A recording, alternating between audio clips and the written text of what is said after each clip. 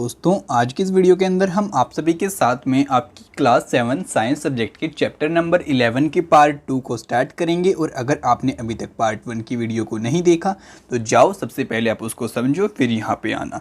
तो आज हम स्टार्ट करेंगे हमारी हार्ट बीट टॉपिक से। तो अब कहता है the walls of the chambers of the heart are made up of muscles. कहता है कि जो आपका हार्ट रहता है ना, हमारा दिल रहता है, उसके जो आपकी दीवारें होती हैं साइड की, यानी कि ये वाली बाउंड्रीज, ये आपकी मसल से मिलके बनी होती है। These muscles contract and relax rhythmically. और कहते हैं कि जो ये आपकी मसल्स होती हैं ना, जैसे आपने रिदम के बारे में सुना हुआ, आपने कुछ ऐसा मशीन के अंदर भी देखा होगा, भाई आपकी कुछ रिदम टाइप ऐसे जाती है, ठीक है। तो यार ये सभी जो आपका रिदमिक सीन रहते हैं ना, तो ऐसे आपकी मसल क्या करती हैं, एक बार सिकुड़ती हैं, एक बार खुलती हैं, फिर सिकुड़ती हैं, फिर खुलती हैं, ठीक है। तो ऐसे आपका हार्ट पंप करता है continuously. This rhythmic contraction followed by its relaxation constitute a heart beat. अब यहाँ पे कहता है कि जब आपका हार्ट रिलैक्स हो जाता है एक बार कॉन्ट्रैक्ट होने के बाद में, तो वो आपकी एक हार्ट बीट यहाँ पे बन जाती है। Remember that heart beat continue every moment of our life. और कहते हैं कि आप इस बात को एक बार सोचो कि भाई हमारी ज़िंदगी के हर एक क्षण हमारा जो हार्ट है वो बीट करता रहता है, यानी कि वो पंप करता रहता है, या फिर मैं बोलूँ कि कॉन्ट्रैक्ट करता है और रिलैक्स करता है। If you place your hand on the left side of your chest you can feel your heart beat. और कहते हैं कि अगर आपका जो लेफ्ट वाला हाथ है या फिर राइट वाला हाथ है, आपको जो आपकी लेफ्ट साइड की चेस्ट रहती है वहाँ पे रखोगे तो आप अपनी हार्ट बीट को यहाँ पे फील भी कर सकते हो। The doctor feel your heart beats with the help of an instrument called a stethoscope. अब कहते हैं कि जो आपका डॉक्टर होता है ना, उसके पास आपका एक स्टेथोस्कोप रहता है, जिसकी हेल्प से वो आपकी हार्ट की बीट को यहाँ पे फील कर लेता है या फिर सुन लेता है। अब वो कुछ आपका इस टाइप का दिखाई देता है, देखो ऐसा कुछ होता है, ऐसा आपने देखा होगा डॉक्टर के पास होता है, ठीक है। तो चलो अब आगे कहता है, a doctor uses the stethoscope as a device to amplify the sound of the heart. It consist of a chest piece that carries a sensitive diaphragm, two ear piece and a tube jointing the parts.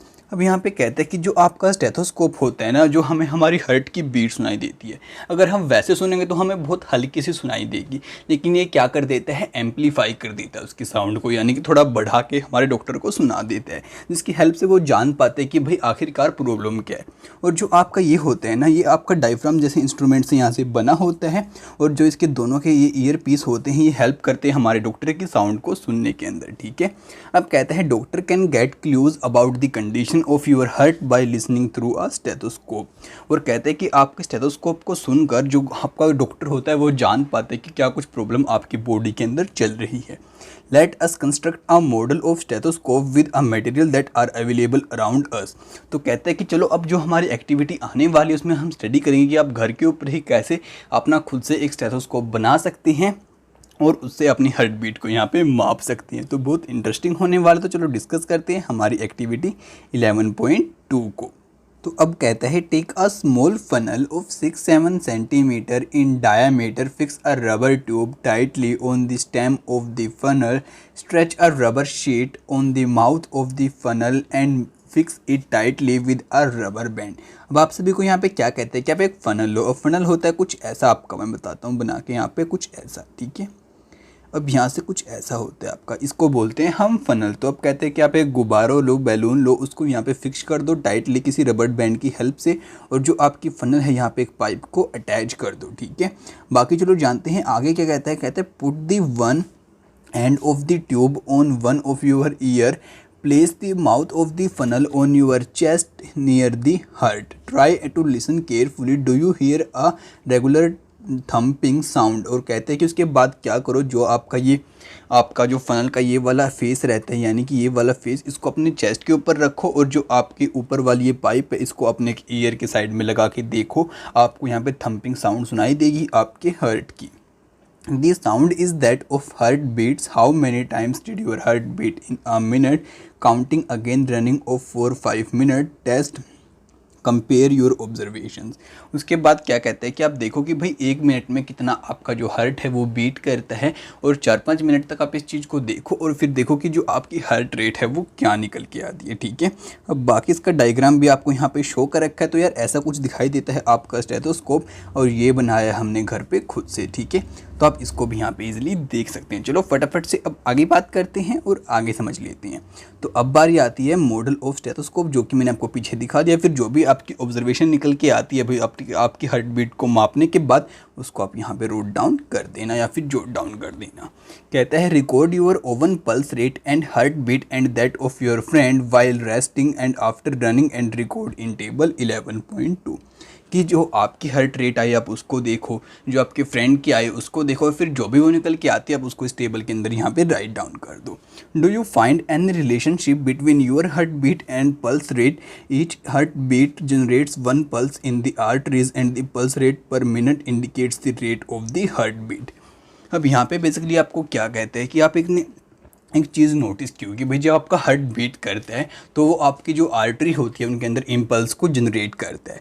तो ठीक है, तो इससे क्या होगा कि जो आपकी पल्स रेट होगी पर मिनट और जो आपकी हार्ट बीट होगी, आपको उनके बीच में एक कनेक्शन सा यहाँ पे फील होगा और आप उसको यहाँ पे देख सकते हैं, समझ सकते हैं। बाकी आगे कहते हैं the rhythmic beating of your various chambers of the heart maintain circulation of the blood and transport of substance to the different part of the body. कहते हैं कि जो आपका हार्ट बीट करता है आपका रिदमिक के अंदर, तो उससे क्या होता है कि जो आपका ब्लड का सर्कुलेशन रहता है और भी बहुत सारी चीज़ें जो हमारा ब्लड ट्रांसपोर्ट करता है वो सभी फंक्शन कर पाती हैं और ट्रांसपोर्ट कर पाती हैं। Boojho wonder if sponges and hydra also have blood. तो यार बोजो यहाँ पे सोचता है कि जैसे हमारे ऑर्गेनिज्म छोटे छोटे होते हैं, आपके स्पंगी हो गए, हाइड्रा हो गए, क्या इनके पास भी ब्लड हमें देखने को मिलेगा? Animal such as sponges and hydra do not possess any circulatory system. तो यहाँ पे हमें बताते हैं कि जैसे आपके छोटे छोटे ऑर्गेनिजम्स हो गए, हाइड्रा हो गया, स्पंगी हो गया, इनके पास हमें कोई भी सर्कुलेटरी सिस्टम देखने को नहीं मिलता। The water in which they live bring food and oxygen as it enter their bodies। यहाँ पे कहते हैं कि जिस पानी के अंदर ये रहते हैं वही इन्हें सब कुछ फूड हो गया, ऑक्सीजन हो गया प्रोवाइड करा देता है और उसी से इनका काम यहाँ पे चल जाता है। The water carries away waste material and carbon dioxide at is move out. और यहाँ पे कहते हैं कि भाई जो वाटर है ना वही इनका क्या करता है, जो कार्बन डाइऑक्साइड होता है और वेस्ट होता है उनको बाहर भी निकाल देता है।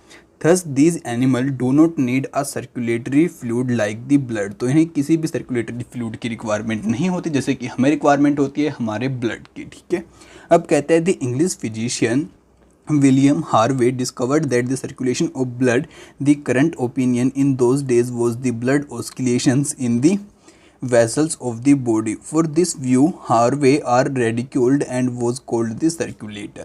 अब यहाँ पे कहते हैं कि जो आपके ब्लड का सर्कुलेशन की थ्योरी वगैरह थी वो सब आपके हार्वे ने यहाँ पे हम सभी को दी थी और कहता है इसलिए हम इनको क्या कहते हैं, सर्कुलेटर बोलते हैं। और इसने हमें बताया था कि जो हमारा भाई ब्लड होता है उसके अंदर यहाँ पे ऐसे ऑस्किलेशंस वगैरह रहती हैं आपकी वेसल्स के अंदर, जो कि हमारी नस होती हैं बेसिकली वहाँ पे। He lost most of his patients, however, before he died. Harvey idea about circulation was generally accepted as a biological fact। और कहते हैं जब तक वो मरे नहीं थे आपके हार्वे, तब तक जो इनका आइडिया था उसको हम क्या मानते थे, एक बायोलॉजिकल फैक्ट मानते थे। Let us now learn about the removal of the waste other than the carbon dioxide। तो अब तक तो हमने जाना कि जो हमारा ब्लड होता है वो क्या करता है, हमारे जो सेल्स होते हैं उनके पास ऑक्सीजन लेके जाता है, फिर वो ऑक्सीजन का यूज़ करते हैं। किस लिए यूज़ करते हैं, अपने एनर्जी बनाने के लिए यूज़ करते हैं, अपने ग्लूकोज को ब्रेक डाउन करने के लिए यूज़ करते हैं। फिर वहाँ से वो कार्बन डाइऑक्साइड लेके वापस आता है, तो जो हमारी कार्बन डाइऑक्साइड होती है वो अगेन से हमारे लंग्स में पहुँच जाती है, वहाँ से बाहर निकल जाती है। तो अब और चीज़ों को भी देखते हैं, जानते हैं कि जो हमारा ब्लड है सेल से लेके आता है और कैसे हम उसको अपनी बॉडी से बाहर निकाल देते हैं। तो अब बात आती है एक्सक्रीशन इन एनिमल्स को लेके। सो कहते हैं recall how carbon dioxide is remove as waste from the body through the lungs during the exhalation. कहते हैं कि आप इस बात को यहाँ पे याद करो, जब हमने क्या स्टडी किया था कि जब हम अपनी कार्बन डाइऑक्साइड को निकालते हैं कैसे निकालते हैं, अपने ब्लड की हेल्प से और अपने लंग की हेल्प से जब हम बाहर सांस छोड़ते हैं। Also recall that the undigested food is removed during the ejection. और आप इस बात को भी याद करो जो हमारा खाना नहीं पचता उसको हम इजेक्शन के जरिए कैसे बाहर निकाल देते हैं। Let us now find out the other waste materials are removed from the body। You may wonder where these unwanted materials come from। अब यहाँ पे कहता है चलो कुछ और मटेरियल्स के बारे में भी आपको बताते हैं जिनको हमारी बॉडी रिमूव करती है, तो कैसे करती है और आप उनके बारे में जान के बहुत ज़्यादा यहाँ पे हैरान होने वाले। कहते हैं when our cell perform their function certain waste product are released। अब यहाँ पे कहते हैं कि जब हमारे सेल अपने जो रोज़मर्रा के काम हैं उसको करते हैं तो उनके अंदर से बहुत सारा हमारा वेस्ट निकलता है, ठीक है। These are the toxic and hence need to be removed from the body, और कहते हैं कि इनके अंदर हमारा टॉक्सिक सब्सटेंस रहता है, इसलिए बहुत ज़रूरी हो जाता है इनको हमारी बॉडी से बाहर निकाल देना। The process of removal of waste produced in the cell of the living organisms is called the excretion. और कहता है इस वेस्ट को बाहर निकालना ही हमारे सेल के अंदर से, हमारी बॉडी के अंदर से, हम उसको क्या कहते हैं, एक्सक्रीशन बोलते हैं। The part includes involve in excretions from the excretory system, और कहते हैं जो हमारी बॉडी के पार्ट इसके अंदर इंक्लूड होते हैं उनको हम क्या कहते हैं, एक्सक्रीटरी सिस्टम बना देता है हमारा पूरा, उनको एक्सक्रीटरी ऑर्गन बोलते हैं बेसिकली, ठीक है। तो अब हमें समझाएगा हमारे एक्सक्रीटरी सिस्टम के बारे में जो कि हम ह्यूमन बींग्स के अंदर रहते हैं। कहते हैं the waste which is present in the blood has to be removed from the body, जो हमारे ब्लड के अंदर हमारा वेस्ट रहता है उसको हमारी बॉडी इजीली यहाँ पे रिमूव कर देती है। How can this can be done, तो ये हमारा कैसे होता है। अब mechanism to filter the blood is required, तो इसके लिए आपको पता है हमें एक ऐसी चीज़ की रिक्वायरमेंट होगी जो कि हमारे ब्लड को फिल्टर कर दे, यानी कि जो उसके अंदर से वेस्ट है उसको अलग निकाल दे और हमारे प्योर ब्लड को अलग निकाल दे, ठीक है। This is done by the blood capillaries in the kidney, तो इसको कौन करता है, जो हमारी ब्लड कैपिलरीज प्रेजेंट होती है हमारी किडनी के अंदर। When the blood reaches the two kidneys, it contains both the useful and the harmful substance. कहते हैं कि जब हमारा खून, हमारा ब्लड हमारी किडनी तक पहुंचता है तो वहाँ पे दोनों चीज़ें रहती हैं, हमारे लिए काम वाली चीज़ें भी रहती हैं और जो हमारे लिए वेस्ट है वो भी वहाँ पे रहते हैं। The useful substance are absorbed back into the blood. The waste dissolved in the water are removed as urine. और कहते हैं कि भाई जो हम क्या, हर जो किडनी होती हैं वो क्या करती हैं, जो हमारे यूज़फुल सब्सटेंस होता है उसको तो एब्जॉर्ब कर लेती हैं, और जो हमारा वेस्ट प्रोडक्ट होता है उसको हमारे यूरिन के जरिए, यानी कि जब हम वॉशरूम जाते हैं तो तब उसको हम बाहर निकाल देते हैं। From the kidney, the urine goes into the urinary bladder through tube like uterus. It is stored in the bladder and is passed through the urinary opening at the end of the muscular tube called the urethra. और कहते हैं कि जब हम अपना washroom वगैरह जाते हैं तो उसको यूरेथ्रा की हेल्प से वहाँ पे बाहर निकाल देते हैं।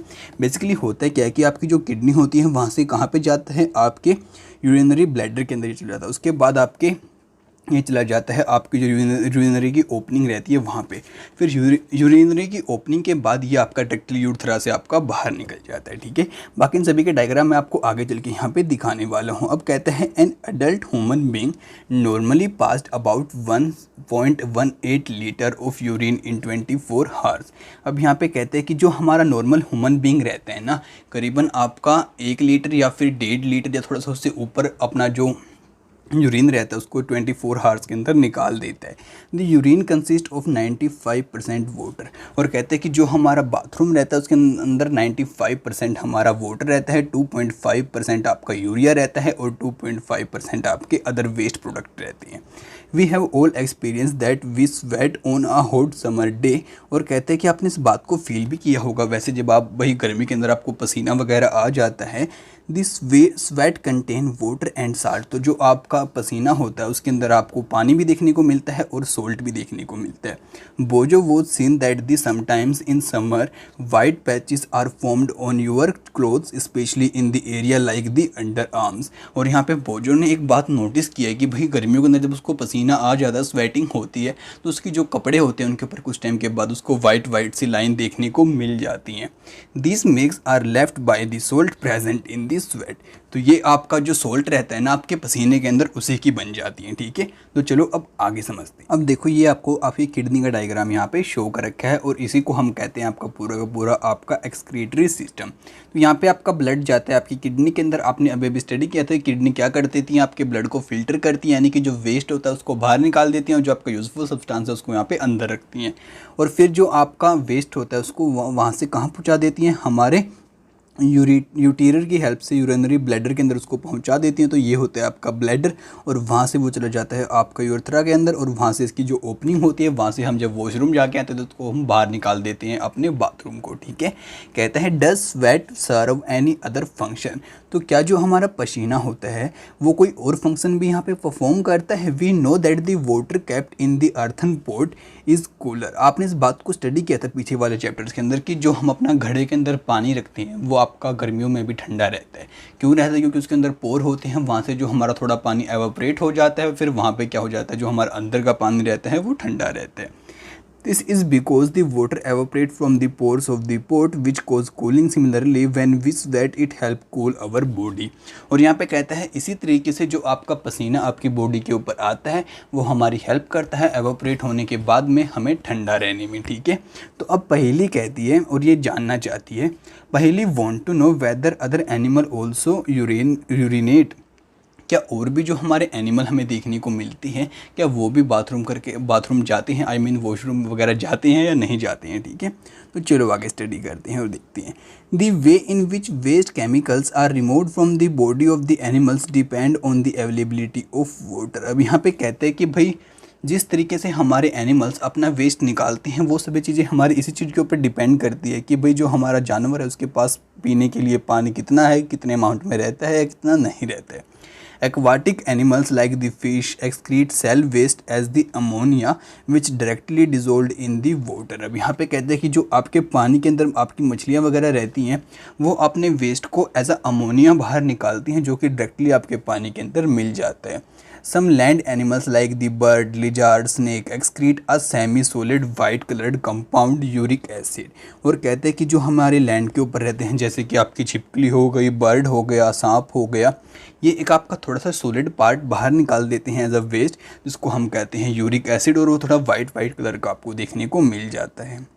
The major excretory product in human is urea. और कहते हैं कि भाई जो बाकी आपके अगर हम बात करें ह्यूमंस की तो यहाँ पे आपका यूरिया ही रहता है जो हमारा बाहर निकलता है बेसिकली।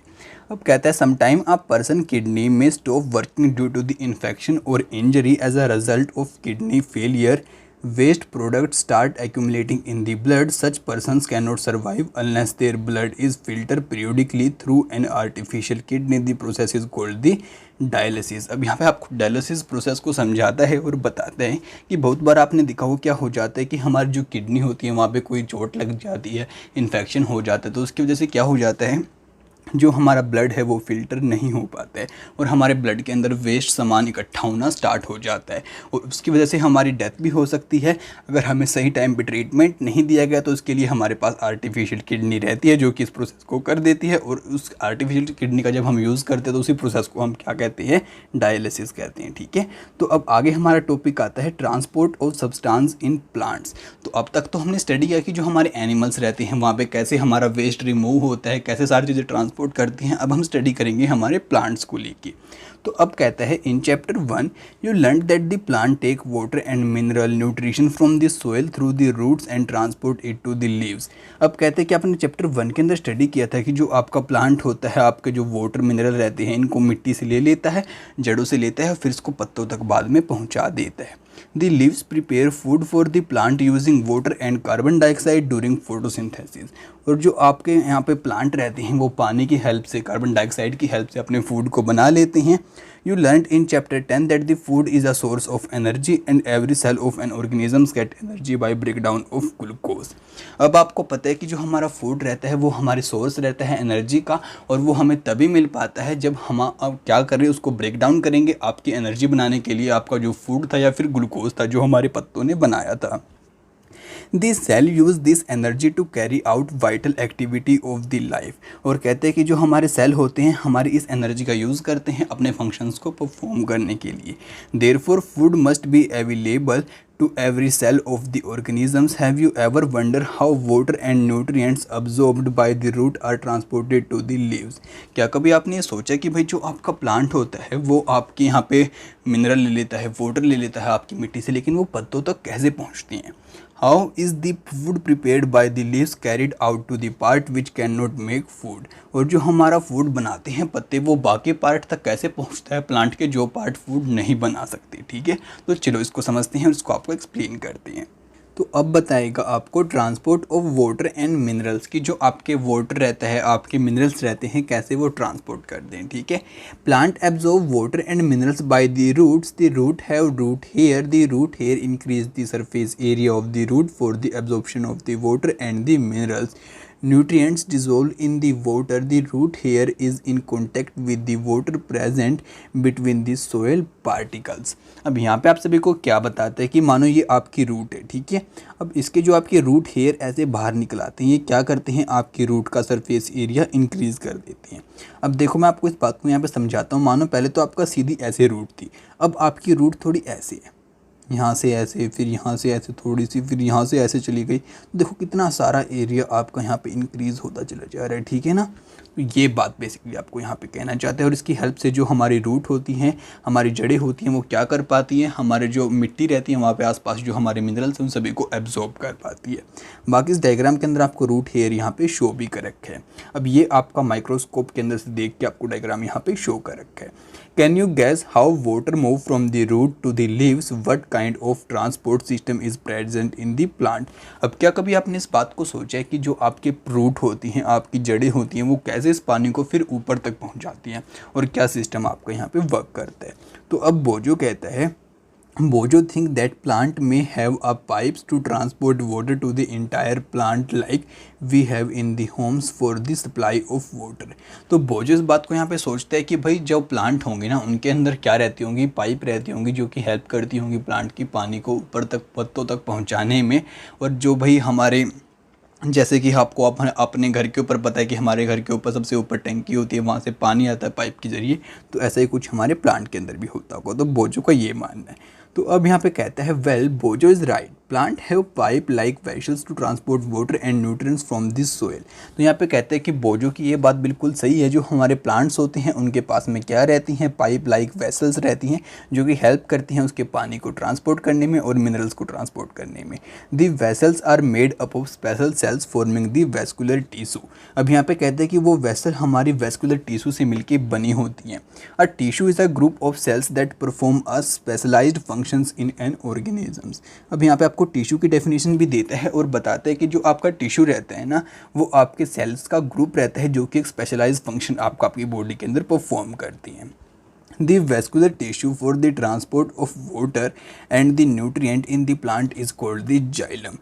यहाँ पे कहते हैं कि जो आपका यहाँ पे आपका वो रहता है ना, न्यूट्रिएंट रहता है या फिर जो आपका टिश्यू रहता है जो हेल्प करता है आपके प्लांट्स के अंदर आपके पानी को ट्रांसपोर्ट करने में, वो कौन सा टिश्यू रहता है, आपका जाइलम रहता है, ठीक है।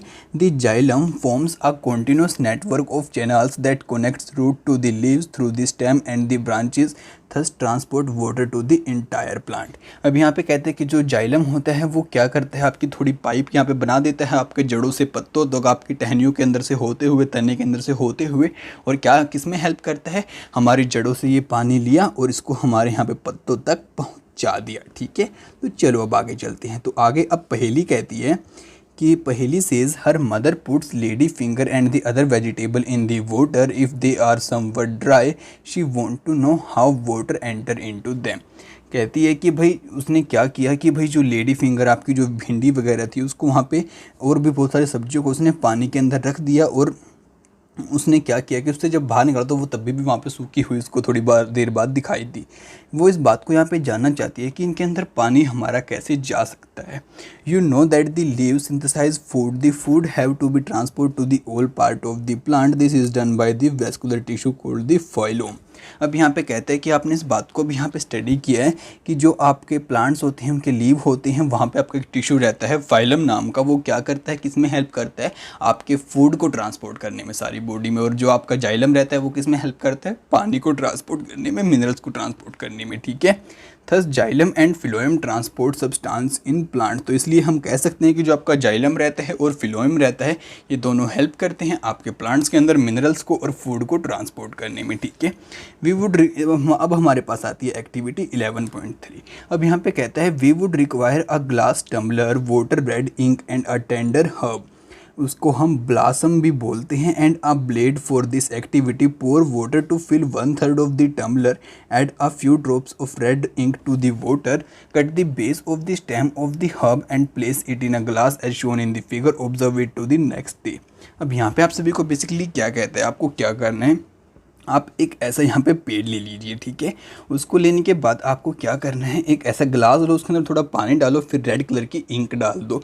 फिर आपका जो सा स्टेम था उसको थोड़ा सा नीचे से काट दो और फिर उसके अंदर यहाँ पे डाल दो। फिर 1-2 दिन के बाद या फिर 1 दिन डाल के उसको 2 दिन डाल के आप देखो तो आपको जो उसके पत्ते होंगे वहाँ पे रेड कलर देखने को मिल जाएगा। तो वहाँ पे जो रेड कलर था वो कैसे पहुँचा, तो इससे हमें ये बात समझ में आ जाती है कि जो आपका जाइलम है उसने क्या किया, आपके पानी को नीचे से खींचा और ऊपर की साइड यहाँ पे पहुँचा दिया, ठीक है। तो चलो अब आगे स्टडी करते हैं फटाफट से। बाकी बाप से यहाँ पे क्वेश्चन कहता है does any part of the hub appear red. तो इस एक्टिविटी के बाद क्या कोई आपको जो आपका प्लांट था, ये हब था, इसका कोई पार्ट आपको रेड दिखाई दिया? तो हाँ भाई ज़रूर दिखाई देगा, आप इसको करके देखना। If yes how do you think the colour reach there. अगर यहाँ पे हुआ तो वो कलर था जो रेड हमारा इंक के अंदर, वो कैसे वहाँ तक पहुँचा? तो वो किसने पहुँचाया? हमारे जाइलम ने। You can cut the stem across and look for the red colour inside the stem. और यहाँ पे कहते हैं कि आप स्टेम को ऐसे काट के नीचे से और ऐसे देख सकते हैं, आपको रेड कलर यहाँ पे देखने को भी मिल जाएगा।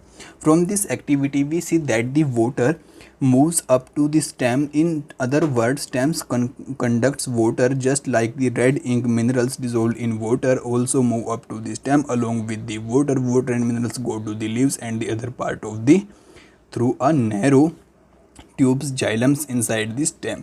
अब यहाँ पे आपको यही बात समझाते हैं कि जैसे आपकी इंक ऊपर की साइड पहुँच गई, ऐसे जो आपकी मिट्टी रहती है उसके अंदर जो आपके मिनरल्स रहते हैं वो भी ऐसे ही ऊपर की साइड पहुँच जाते हैं, आपके पानी के अंदर घुल मिल के आपके जाइलम की हेल्प से फटाफट से आपके ऊपर की साइड यहाँ पे चले जाते हैं, ठीक है। अब बोजो कहता है Boojho want to know why plants absorb a large quantity of water from the soil they give it off by transpiration.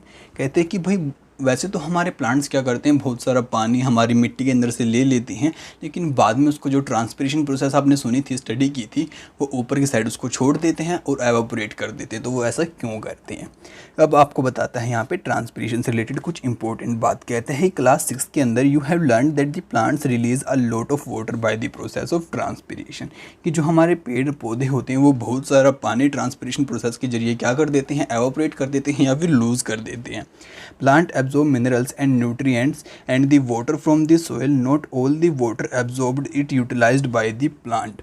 अब यहाँ पे कहते हैं कि भाई जितना भी हमारे प्लांट पानी अपने अंदर एब्जॉर्ब करते हैं या लेते हैं तो उसका वो सारा यूज़ नहीं करते, थोड़ा बहुत यूज़ करते हैं, बाकी को ट्रांसपिरेशन के जरिए बाहर छोड़ देते हैं। The water evaporate through the stomata present on the surface of the leaves by the process of transpiration. और कहते हैं कि जो पत्तों के अंदर स्टोमेटा होते हैं उनकी हेल्प से वो ट्रांसपिरेशन प्रोसेस को करते हैं और जो हमारा पानी होता है उसको लूज़ कर देते हैं। The evaporation of water from the leaves generate a suction pull the same that you produce when you suck a water through a straw which can pull water to a great height in the tall trees. Transpiration also cools the plant. अब यहाँ पे कहते हैं कि आपको basically जो आपकी transpiration process रहती है उसके कुछ इंपॉर्टेंट फंक्शन बताते हैं। कहते हैं कि अगर आपकी ट्रांसपिरेशन होगी तो वो आपकी हेल्प करती है प्लांट को ठंडा रहने में, कूल रहने में।